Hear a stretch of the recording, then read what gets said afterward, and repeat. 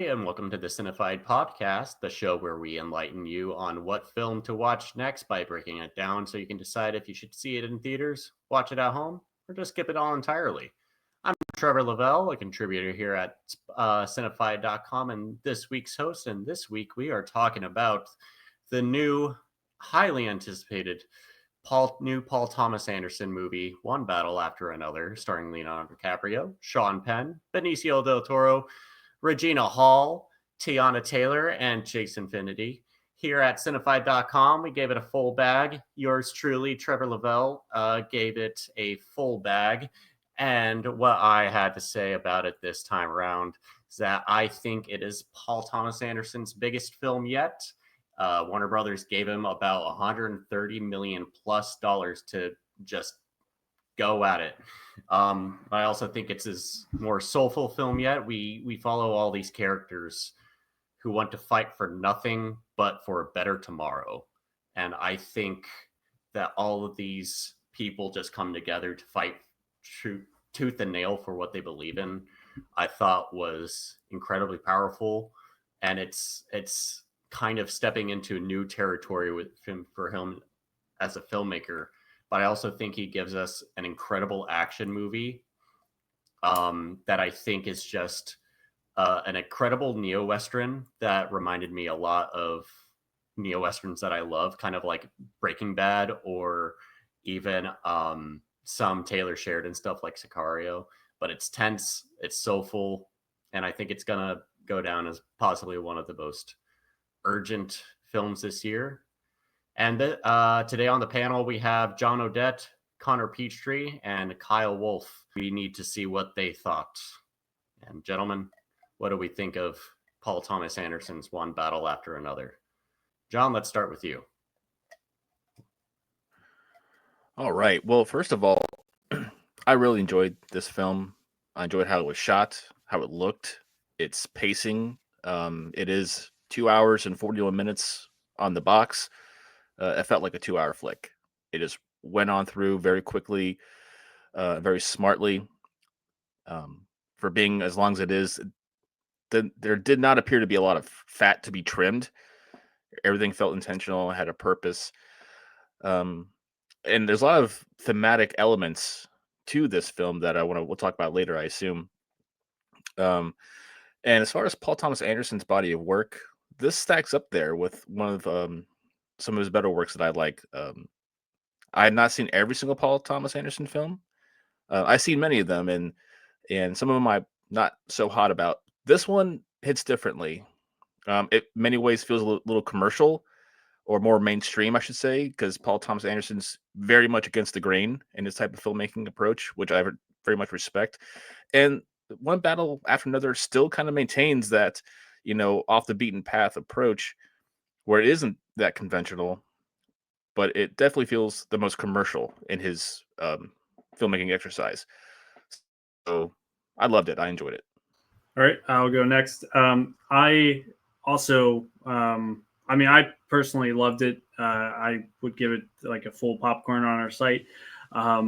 I'm not the most well versed in Paul Thomas Anderson. I've only ever seen Punch Drunk Love and Phantom Thread. So this is my third time watching a Paul Thomas Anderson movie, and I've heard that this is very, like as you said, John, it's very mainstream compared to his other films.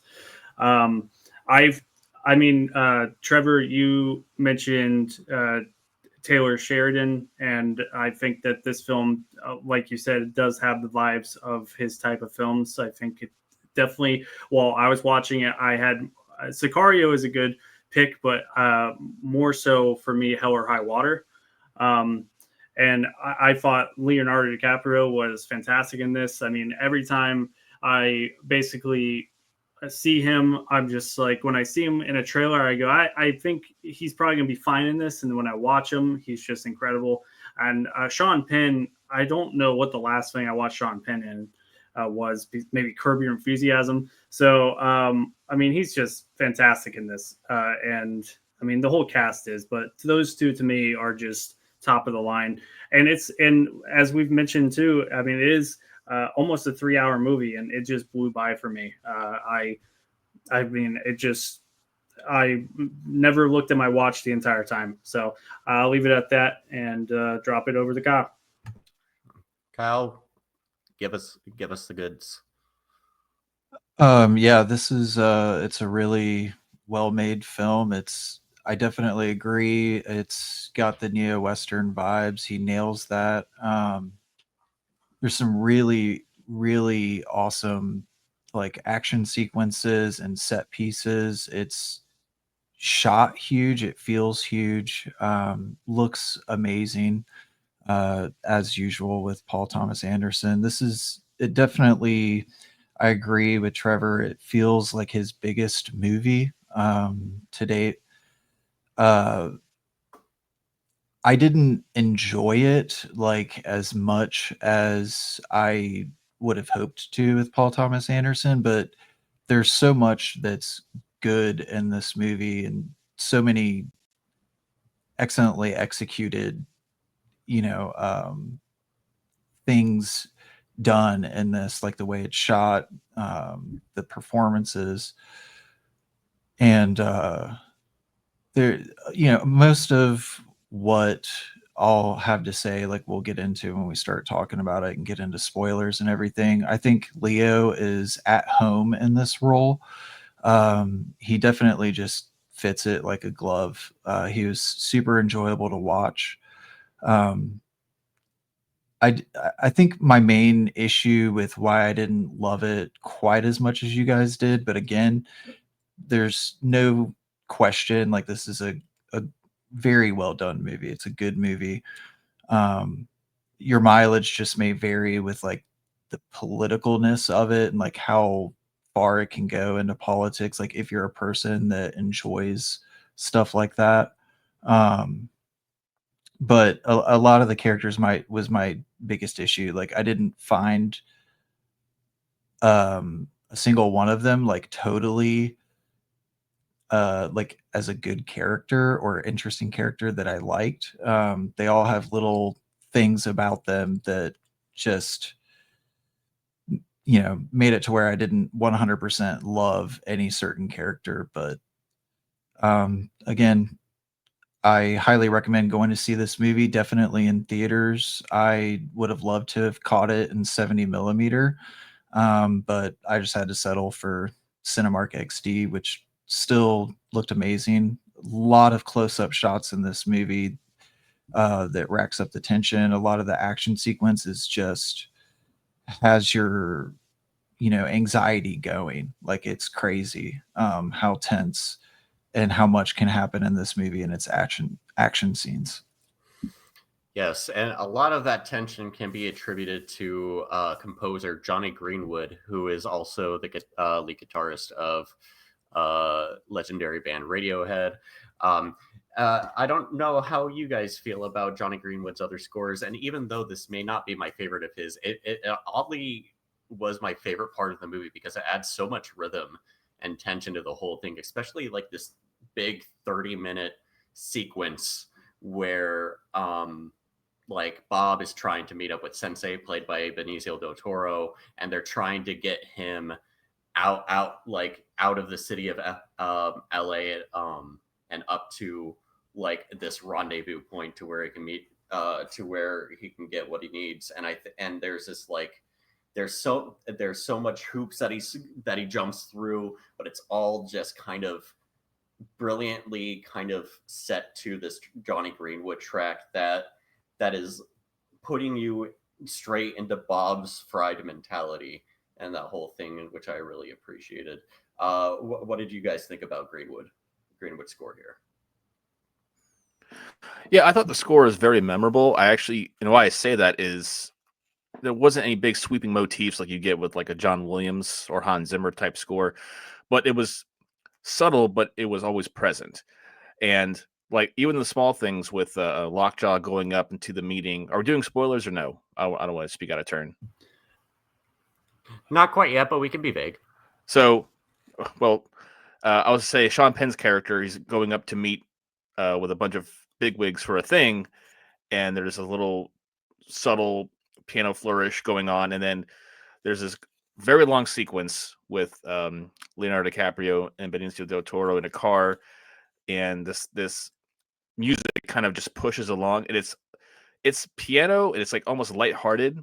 It's kind of like very much a 180 presentation to what we're looking at, because what we're seeing on screen is very tense. It's very adrenaline pumping. It's very present, and this music it pushes and carries, but it almost feels kind of lifts you up a little bit and moves you along with it. It doesn't. It's not like a energized battering ram of a score that's like you would get in these big action movie epics. It's almost kind of ironic how it's presented, and I thought that really worked with how, because it fit the dark humor that's also present throughout the entire film. So that resonated with me. So big fan of the score here. Yeah, I was also a big fan of it. I mean, just everything John was saying there. But yeah, the score just it amped me up. It kept me concentrated on the film, and I mean, at points it definitely got my heart pumping and like my anxiety racing, especially near the end with the with a chase of sorts. Without diving too deep into any spoiler. Yeah, I mean, I thought it was terrific. I'm not overly familiar with this composer, so at least offhand. So yeah. Greenwood's like PTA's go-to now. You know, he's done it like his last three. He's done at least the last three, maybe in the last four. Every movie since There Will Be Blood.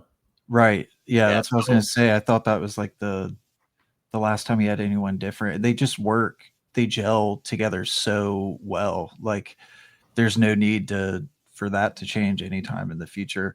His score is so much like the heartbeat of the movie. It really, I couldn't even point out certain sounds or, moments of it, but I was actively realizing, like, when I was watching the movies, like, this score is carrying like very much the rhythm, like John said, like, of the movie.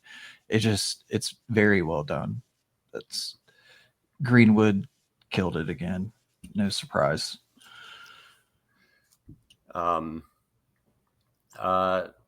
another thing, so sorry. So you gentlemen had mentioned that you're not as familiar with Paul Thomas Anderson. I'd to be very upfront, as Paul Thomas Anderson is my favorite filmmaker, and if you look at my homepage for Cinefied Review, you'll see my number one movie is his 1997 feature Boogie Nights, and from the beginning of this film, Blanche, so sorry about my cat.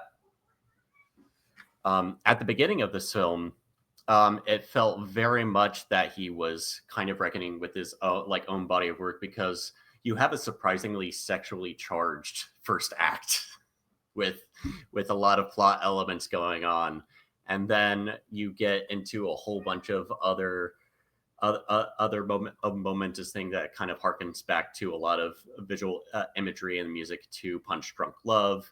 Then it goes into kind of the propulsive Western kind of capitalist nature of There Will Be Blood, and then the whole cult of personality stuff with the master, and I think it all really gels really well. And it's also kind of harkening back to Licorice Pizza, to where it's kind of the celebration of that kind of youth. With Chase Infinity's character as well as you get a whole bunch of excellent needle drops too. You got a Steely Dan needle drop, Jackson 5, and a whole bunch of other stuff. So as a Paul Thomas Anderson head, this really, really hit home for me. But Kali, you had mentioned before that this is also one of his more politically charged ones, and kind of the mileage, of course, may vary with a lot of people with this, but one major theme with this is, well, first, I think we should, before we dive into the whole thematic discussion, let's give our ratings. I of course give this a full popcorn. I don't know how much out of 10 I would give it, but I deeply loved it. It's not my favorite Paul Thomas Anderson film. I actually think it's probably a lower shelf PTA film in my opinion. I think it's right up there with Inherent Vice, which a lot of people do not like at all. But I really love Inherent Vice, and I really love this film, and I think they nails will right up to each other quite well because of their main characters whose brains are completely fried, and they're kind of along for the ride, no matter how passive or active they are. So guys, what are your ratings here? This one is a full popcorn for me, because I can recommend it to so many people, and I definitely want to see it again. So it's got great rewatch value. So it's a full from John. And I also already mentioned, but I would give it a full. I at this time think it's possibly my favorite of the three that I've watched. I need to rewatch Punch Drunk Love, but definitely this one I enjoyed more than Phantom Thread. So yeah, I think that this is definitely worth going out and seeing it on the biggest screen possible. As Kyle had mentioned, I mean, obviously 70 millimeter is the best, one of the best ways you can see it, but it's not available everywhere. So I saw it at the Regal RPX, which is basically their version of IMAX, and I thought it was great the way it was. So yep, just go see it, and yeah, go ahead, Kyle. It gets full popcorn for me too. It's there's just so much good about this movie that's worth going out to see. Just like Connor was saying, go see it in the biggest format possible that is near you and everything. Even though I didn't, love the movie outright immediately, like you all, but it still warrants a full popcorn. It's a good movie. So this follows an ex-revolutionary, part of a militia called the French 75, where him and Tiana Taylor, whose name is Perfidia Beverly Hills. I don't. By the way, perfidia is a word meaning treacherous. We find out through the first half of the movie that Perfidia ended up kind of ratting out the French 75, and that made her husband Bob, played by Leonardo DiCaprio, go into hiding with their daughter. And well, she just disappears. So, do you guys think this is saying anything profound or new about revolutions of today and revolutions of the past, or or what do you think? Um, do you feel like this is saying something else in terms of how we go forward with our quote unquote political battles? I would say that this is a great illustration of this inherited rebellion.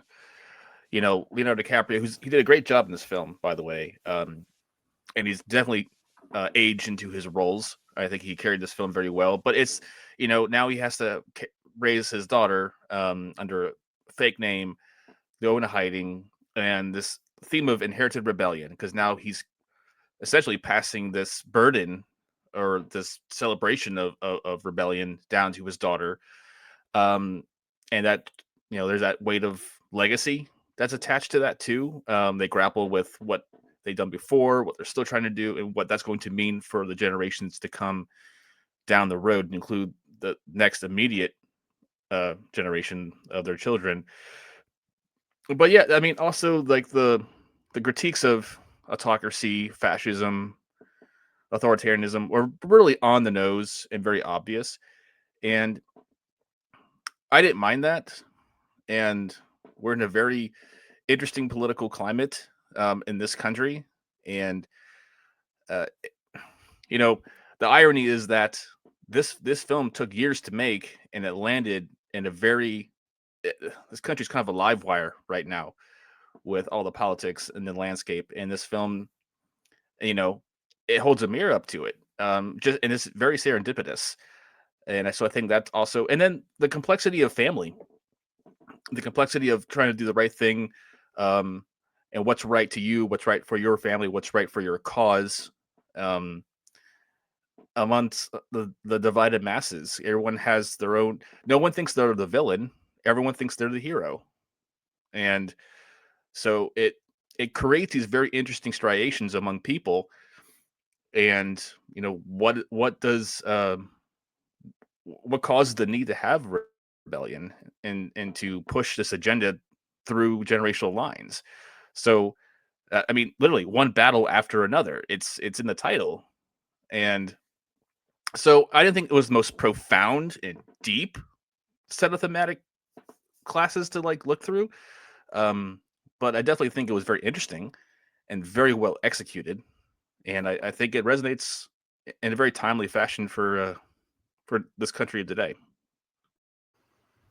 Yeah, and I personally don't dive too deep into politics. But I mean, just living day to day, I mean, you can tell the very obvious homages to or comparisons to real world politics and just all these racial discriminations and all kinds of different things in this film that's definitely stand up. And in the film, it's almost played for like kind of like a surreal comedy. But in actuality, I mean, it's probably happening both behind closed doors and like in our face, So I liked that it was. I mean, to me, it's not hiding anything. It's very clear with its messaging, and it's just part of the story. I think it works well here. Kyle, any thoughts? Yeah, like one of the better things that the movie does do, it's like I said before, like it is a little, it's definitely politically charged, and your mileage will vary, depending on what your personal politics are. But the film at least makes sure to make it pretty surreal, like you guys have talked about. I think it shows extremes like in a surreal way on both ends of, the characters in this story, like with Sean Penn and Leo's character, and Tiana Taylor's character. So it's kind of, it saves itself from being like, if you're on this side of the aisle, like you're probably not going to like this because it's so pointed at your, attacking your beliefs or values, whatever. So yeah, I mean, still gonna depend, some people don't mind it holding up a mirror. Some people are like, I came to escape, like I didn't want to necessarily be faced with this, or it's too soon, kind of thing, whatever. But yeah, I don't know. So I'm still kind of wrestling thoughts with this movie, obviously, but that's all I really have to say about that for now. I will say that I think that that's a bit of the strength of this film. The Kyle's point, yeah, sometimes people are like, enough. Like I came here to not do this, right? To the politics, the dance. What are we doing? But also, I think that's kind of the strength of this film as well, is just the ubiquitous nature of its themes. And like you look back at PTA's body of work, and Connor, before you rewatch, what was that movie? Punch Drunk Love. Yeah, go watch There Will Be Blood instead. That's a way better film. 100%. But Punch Drunk Love's still good. I just have to say.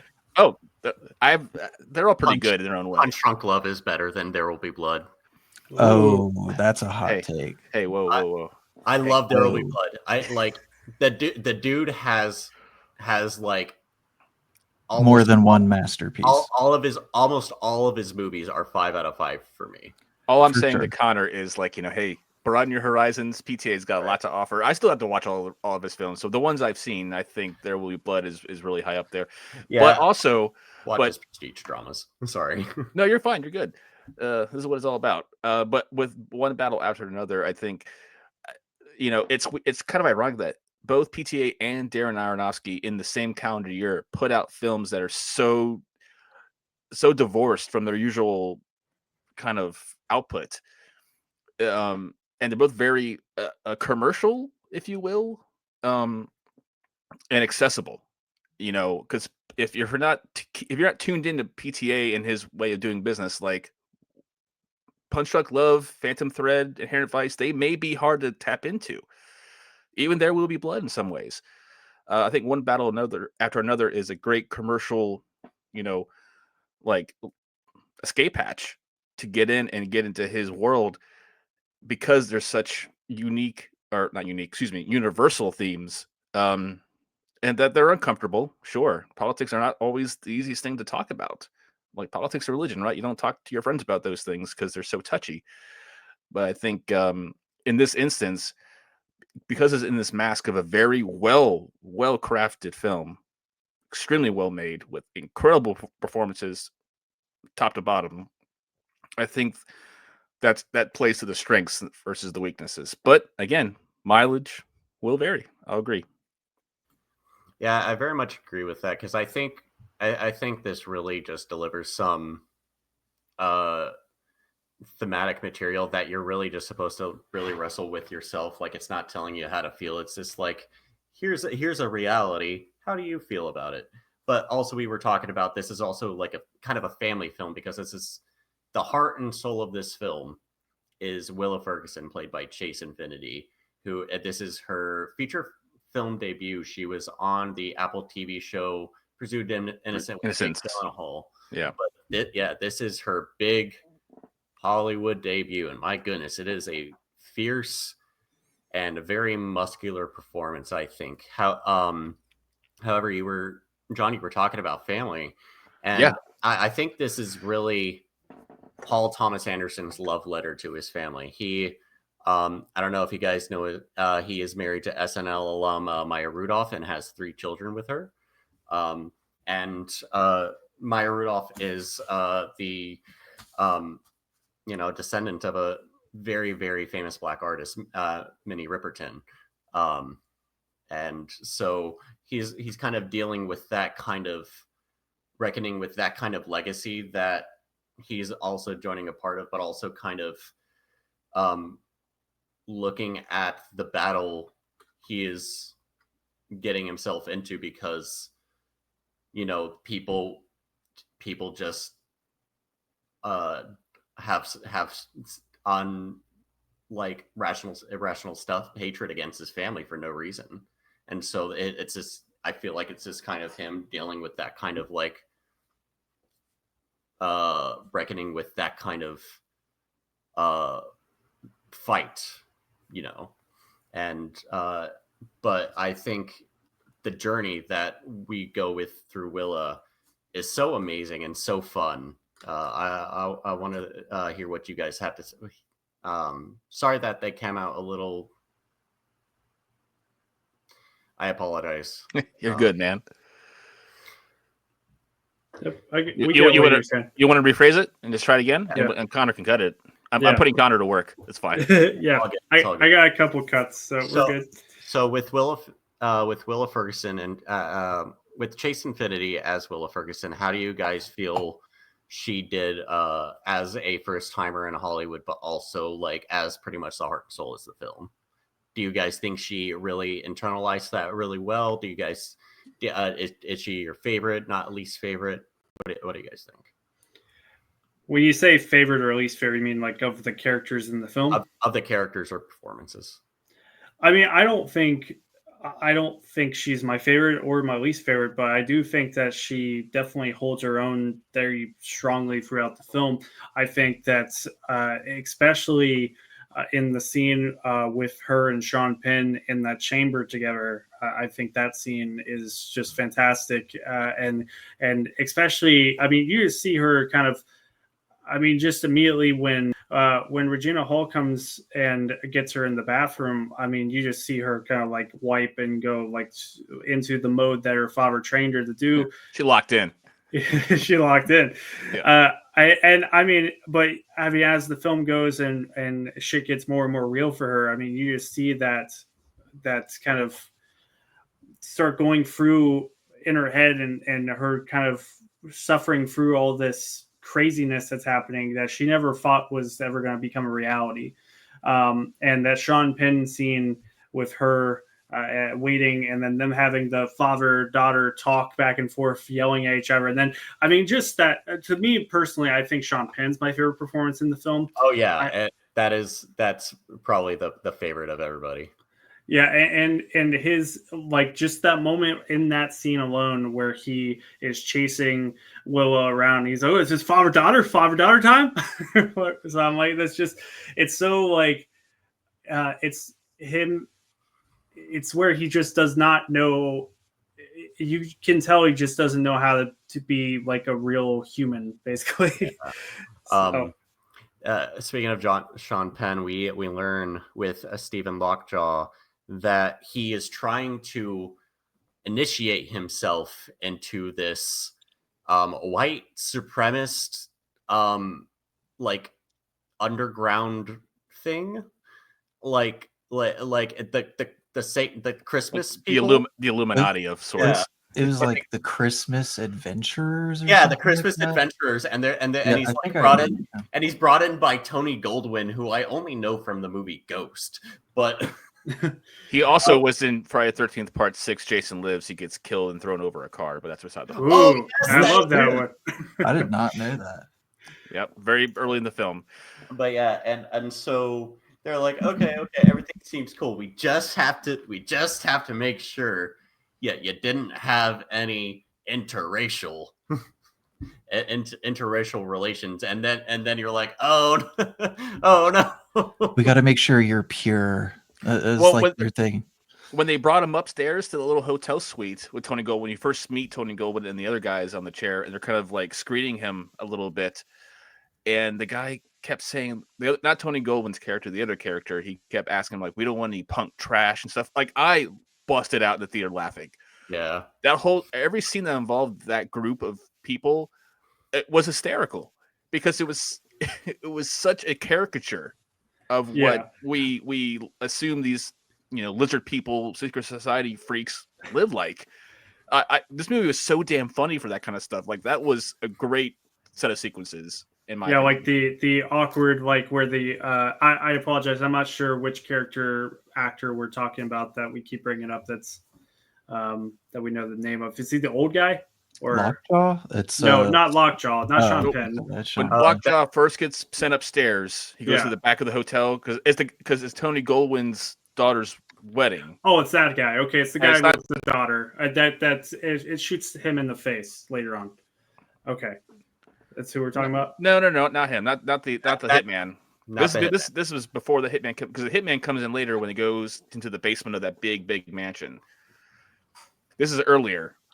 Remember the guy that walks into the house and he's like talking to like the mom or whoever that is. She's like, can I get you any food or make you any food? And he's like, you see him walking into the basement, and then he's, it's one of many like people in an area with a lot of doors scenes in the movie. But I thought that was the same guy that. Oh wait, no, that is the hitman. No, you're right. That is the hitman, because I think he's talking about. I think John's talking about the guy who's like, it should be clean. We got to eat off the floor. It's that clean. Are you talking about that guy? Yeah, but I'm talking before the house in the basement. Before all that happens, when Lockjaw goes to the hotel and goes upstairs to the elevator, that's the scene I'm talking about. Before all the other stuff happens. Yeah, that's the scene. Comedy gold. That whole scene was so funny to me, because it wasn't trying to be funny. But it was just, again, a caricature of white nationalism, and I pissed myself laughing. It was so good. The part where Lockjaw is just doing a tangent about the jet ski, I was laughing. I was laughing so hard as well. Yeah, that was good. He like just easily named the exact model of the jet ski, and also what an obscure thing to just know and bring up in that moment. That's funny. A man with no sense of humor. He remembers like what he did it on his taxes in 1982. Like that's who that kind of guy is. Yeah, But- Sean Penn knew exactly who that guy was because he Oh, definitely has like the standout performance in this movie. So good. It's the way he walks too. So Oh yeah, his gait is very signature. His posture is very like weird, and his hairstyle. Oh my god, he's such a character. Trevor, I'm going to walk back to your original question about Chase Infinity, and I think the relationship, as it is with her dad, Bob's character, Leonardo DiCaprio's character, Bob, that's mostly the heart and soul of the film because it's again he's kind of like transitioning power or responsibility of carrying the flag for this rebellion down to her through years of training and paranoia. And it's so funny because Bob spends 20 some or 16 years becoming a burnout and completely ill-equipped to handle when shit gets real because he can't remember the password on the phone. He's just like he's completely useless, but he doesn't give up. All right. He keeps pushing, and I thought that was really great. And like their whole arc, him and his daughter's arc from beginning to end but to me, that was one of the best parts of the film. Oh yeah. Gosh, there's so much, a lot of other stuff to talk about. So we bump into kind of Bod's contemporary Sensei Sergio, played by Benicio del Toro. Very small but very fun character. There are a lot of memes going around him. There's not much for me to talk about with him there, unfortunately. I don't know if you guys have any more thoughts about Sensei Sergio. I mean, I think his character had some of the best like scenes, like him even being involved, walking around and whatnot. Like I think just that part of the film is my favorite part of the film. Like just like Leo or Bob like trying to find a place to charge his phone and him be like, no, come on, no, and like keep walking him. Like every time he tries to charge his phone, he just keeps getting like turned away. And then also like when just the continuous thing about the password, it just is hilarious to me. And I think that's, yeah. And yeah, when he just is like, he's like, what time is it? And he's like, I don't know what time it is. It's like 8:15. So I did think he like knew the password there for a second because I'm like, why is he saying 8:15?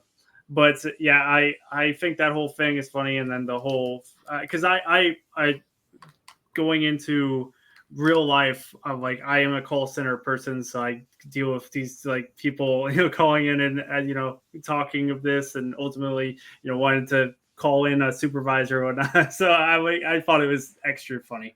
Yeah. So he's like yeah, I'm calling in your supervisor, you piece of shit. That was great. I think Benicio's like best aspect that of like his character that he just effortlessly evokes so well in this is his general nonchalantness. Like he's just so like just like chill. And he's just like going through the motions like it's no big deal. He's just like doing everything essentially for Leo. And meanwhile Leo's like Bob, his Bob character is just kind of winging it through the whole time, and constantly a prime example of that being when they break out of the hospital and then he gives them a beer in the car and they just sit there. Yeah. He's like, selfie. yeah, that was just like one of the many like, wait, what did that just happen? Like it's just like so bizarre out of left field, but them just cruising down the road, just drinking Modelo's. Yeah. It was so good. It was great product placement. It made me want to go get a beer when the movie was done. Yeah, but I loved his character because, like to Kyle's point, nonchalant, but he kind of exuded this quirky confidence where nothing really bothered him, and he served as a good role model for Bob because Sensei has his shit together. He's got a whole network. He has his family all set up in this string of hotel rooms. He's got all these side businesses. Like he springs Bob out of the hospital, and even when he's pulled over at his last scene in the film, where he's doing a little dance when he's getting the sobriety test, he's like, whatever. for such a small role, it leaves a big splash, a big impact. And I'm going to jump ahead real quickly, Trevor. Sorry, but like when it comes to award contention, yeah, Sean Penn's probably going to get the nod for supporting actor. Most likely even the win. We'll see. But I think Del Toro should be in the conversation as well. Definitely. And DiCaprio will probably get a nomination. And I think Jason Infinity should get some extra set of eyes on her first time out. I thought it was pretty well done. And not for nothing, Regina Hall. Listen, I was introduced to Regina Hall with Scary Movie 1 and 2. Girl has come a long way. Oh, yeah. And she was, again, small role, but made a big impact, I thought. Oh, yeah. With the awards conversation, I really think Penn is really going to go a long way in there. I do agree Del Toro should be in the conversation. I also think Chase is a lock for a nominal win as well. Like, I'm not sure about the other supporting actresses, or you could even argue it's a lead performance, but it's a very strong and just bold swing of a performance and she's letting herself be known here, which I really appreciate. But guys, we got to talk about that car chase. I was going to say, please bring that up next. So yeah. I've been got to talk about the damn River of Hills sequence. That was so good. That's why this film's going to win cinematography at the Academy. Yeah. Oh, hands down. Yeah. Oh, good. And it's cool that it just comes out of nowhere. It's just kind of like, oh my God, we're kind of getting a car movie now too. Yeah. Like, why does this feel like Vanishing Point or like, got those... Vanishing Point, right? Oh, for sure. Yeah. Good callback. Just the way he shoots that. Named The French Connection as a big one, and we know the car chase in that one. But yeah, we have it's very excellent because I have actually driven in those desert roads in California before, and they are very wavy, and you can get yourself really fucked up if you're not careful driving on those. And so like you're just seeing it. Johnny Greenwood, you're just watching it. Johnny Greenwood scores in the background, and you just go like, whoa, and you're trying to figure out the maze with Willa, and also her trying to outsmart the hitman. But also right behind them is another whole story with Bob trying to catch up to Willa and trying to save her.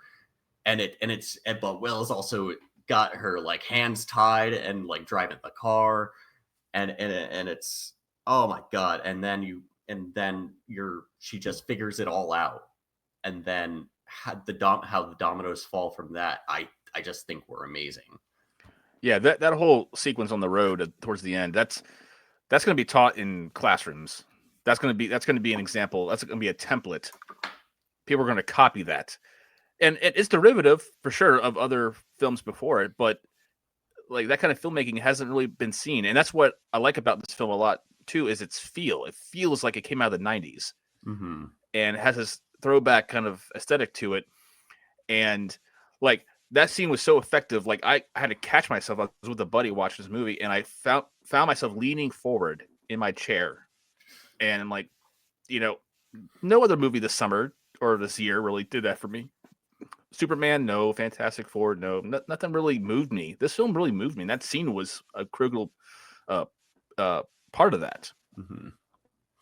And sorry, couldn't continue, Kyle. You could argue that like someone could tell me that Paul Thomas Anderson was like he was always going to do 65 or 70 millimeter. I mean, he's a film guy. He shoots on film and everything. Thank God. But I feel like he was just like, I don't know what this movie's going to be, but I've got this car chase scene in mind, and it needs to be on VistaVision 70 millimeter. And I was just like, sell it from there. Cause even if that was the only aspect of the movie that was in 70 millimeter, it was just so well used. It was so good. I was lucky enough to see it in 70, and I'm jealous. It looks so good. It's just like this feel to live my dream. Just kidding. He like just flexes so effortlessly with this movie. He handles so many different like genres or like aspects of genres just in like little short scenes or longer scenes. Even it's just so good. I think that's one of my biggest takeaways and of this film is that PTA films, like, he's an auteur, he's not just a filmmaker, and so I think why that matters is that when one of his films gets announced and is scheduled to release, it comes out, it's like an event. It's like it's not just Joe Bob from film school got lucky and found some money. This guy, he's creating an experience, and he's got the rap sheet to back it up. Yeah, it's like a Nolan or Tarantino flick. Whenever those come out, exactly. Those are events. Even like Del Toro, same thing. Yeah, but just having a name attached doesn't equal box office success, though. Because this is breaking Warner Brothers' streak that they've had all year. It's still kind of continuing the streak, but it's still not like nobody knows if it's like gonna make bank or not. For sure, this year or early next year, you're gonna hear stories or snippets of like Tarantino flipping out over that car chase scene. You know, he loved every second of that when he saw it. But I think that, to Trevor's point, like this film has to make, I want to say 300 mil to be profitable globally. And will it make that much? I don't think so. But like, again, this is the time where us movie people who can advocate for films should implore, hey, I don't care if you see it at Mom and Pop's drive-in, go spend money. This is a film to see in the theaters. It should make money. And because it just keeps pounding the drum of like, oh, if you're tired of sequels and reboots and blah blah blah blah blah, well, put your money where your mouth is, literally, and come support not just an original film, but a great original film from one of the greatest working directors. I mean, it should be surprising that it ultimately is as good as it is, and that the critic scores on like Rotten Tomato and Metacritic are so high. But I personally I know Paul Thomas Anderson's name, but definitely the trailers don't do the film justice without the context. I think I think the trailer has a lot of really awkward jokes in it that don't work outside of the context of the film. Like, to me, like, and I think I've said this to Kyle at some point, I think that there's some jokes that just do not work in context of the trailer at all. Like the when it cuts to like the credits, not the credits, like the release date, and that cuts back to Leo in the back of the police car, and they're like, what's your last name? He's like, Batman. It's like, that's not funny without context of like why. So the marketing on this film was all ass backwards. Yeah, like the trailer I saw like 20 times was not really enticing, and I figured it was just a bad cut.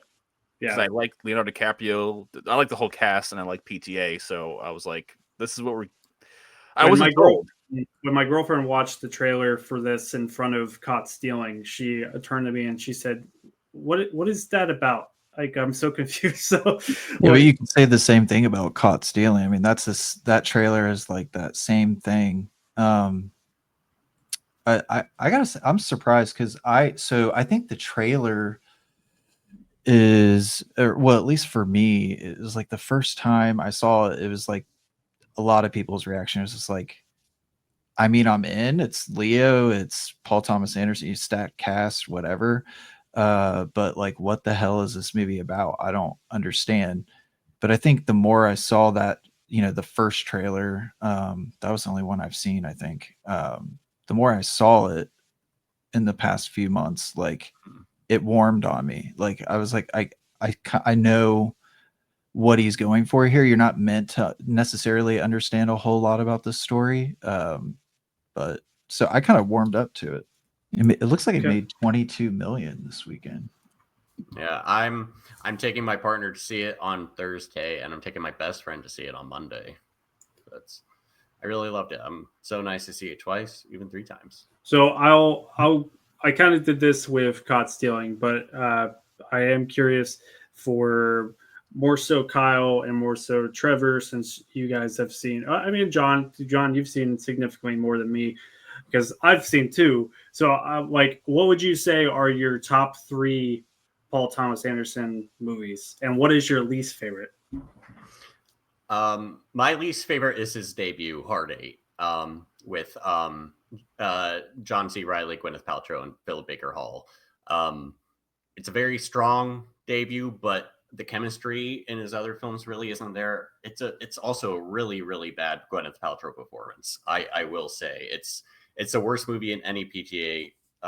It's the worst performance in any PTA movie, and I never really have a thing I'm going. Never really have any compelling reason to go back to it. My top three, of course, Boogie Nights is my favorite movie of all time. I really, really fuck with Phantom Thread. I think that movie's hilarious. I think it's so gorgeous and so excellently staged and costumed. And I think it's such a great Daniel Day-Lewis movie. And I think it's so romantic. And I love Vicky Krieps in it. And I love the Greenwood one. And I really love Magnolia. I talked about my love on it for the episode for Weapons. But I find that as a pretty foundational movie to my core as well. Dramatically, I think that movie just knocks me on my ass every time. So my top three Paul Thomas Anderson movies is pretty easy. It's There Will Be Blood, of course, is my favorite of his. I really love Punch Drunk Love, and so I would put The Master second, almost tied for There Will Be Blood. I love the Master is just excellent. Mm-hmm. Of course, huge Philip Seymour Hoffman fan, so like that in of itself, easily makes that slide up, to the top for me. But and then number three would be like Punch Drunk Love. My least favorite of his, granted, I've only seen it once, but it was just something I just couldn't get into the characters and the story overall, but still very well made, very well done film. Licorice Pizza is my least favorite of his. Yeah. It's weird because I'm hot and cold on a lot of his films. Number one best for me is There Will Be Blood. I quote that movie to people. Even though they have never seen it or even heard of that film, I still quote it, and they're like, what the hell are you talking about? What's your go-to quote? Oh, you know what it is. I drink your milkshake. Yeah. Sometimes I just yell, draining, or I'm a false prophet. Anyway, Connor, you gotta get on board, man. Seriously, dude. But also, so pile on him. It's like an undeniable film in the American ethos. Oh yeah, super great. Boogie Nights. But Boogie Nights I saw when I was way too young to probably be watching Boogie Nights, but I didn't care. I loved films, and like this one was provocative. It was interesting. It's fucking Burt Reynolds crushing it. And I'm torn between either Punch Drunk Love or Magnolia. I want to rewatch The Master because I don't remember liking it at first. It's been a long time now. But I would say the one that kind of fell short of the expectations of the story and everything is probably going to be Inherent Vice. But again, I saw that movie just once, and so I'm willing to go back and check it out again. I know a lot of folks are contentious with Inherent Vice. I thought it was one to revisit before going into this one, and I haven't read the Pynchon novel, but this time I fell in love with it. It's a movie to watch, really just stoned off your ass and inebriated, but yeah. Inherent Vice, I was gonna say thank you for defending that so that I didn't have to be the only one. It's a movie that as soon as you said that earlier in this podcast, it made me kind of hit me like, I always knew, you always know, like you're going to watch a Paul Thomas Anderson movie more than once. You can't get everything or catch everything on one viewing. But Inherent Vice, I did not care for the first time I watched it. And I think, as I've already said, like earlier, my initial thoughts, like I didn't love it as much as you guys, but I'm like sitting here thinking, I'm like, I could easily love this, the second or third time I watched this movie, like more than I do now, just like with Inherent Vice. As soon as I watched that a second or third time, like that movie is so good. It's great, but it is odd, just like The Master is odd. It's got intentional, just uncomfortable, weird things that you're not supposed to necessarily immediately understand or like vibe with, whatever. And So also, definitely go back to that one, John. and also an incredibly underrated Josh Brolin performance. Yes.